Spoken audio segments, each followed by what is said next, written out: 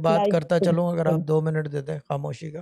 چیز یہ ہے کہ قرآن جو ہے جی نا یہ پازیٹیوٹی پیدا کرتا ہے، نگیٹیوٹی سے نکالتا ہے. اور اگر وہ نگیٹیوٹی سے نہیں نکال پا رہا اور پازیٹیوٹی پیدا نہیں ہو رہی، that means there is a problem.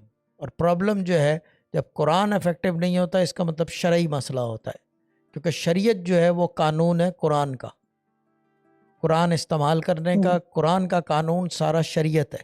اور اگر پازیٹیوٹی نہیں آ رہی تو میں بتا دوں کہ چیز یہ ہے کہ اس کا مطلب یہ ہے کہ دیر از اے پرابلم، شریعت کا مسئلہ ہے. اب شریعت کے مسئلے میں کچھ چیزیں ایسی ہوتی ہیں جو مارکنگ لگ جاتی ہیں کہ پھر وہ دعائیں قبول نہیں ہوتی، آدمی پرابلمز میں گھرا رہتا ہے اور نیگیٹو ہوتا چلا جاتا ہے. He can not get out of that vortex of negativity.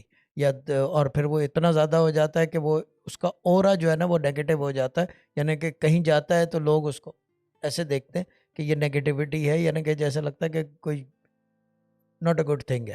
تو چیز یہ ہے کہ اگر اس طرح کا مسئلہ ہو تو پھر رابطہ تو کرنا پڑے گا، یہ چیز ہے.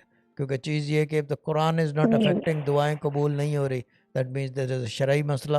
اور یہ مسئلہ ہم بتا سکتے ہیں کہ کیسے حل ہوتا ہے اور مسئلہ کیا ہے وہ بھی پتہ چل جاتا ہے. شرعی مسئلے میں سب سے زیادہ مسئلہ یہ ہوتا ہے کہ کوئی ایسی چیز کر ڈالو جو اللہ اور اس کے پیارے حبیب صلی اللہ علیہ وآلہ وسلم کے قانون کی دھجیاں اڑا دے، تو پھر جا کے مسئلہ بنتا ہے، پھر وہ قرآن افیکٹو نہیں رہتا.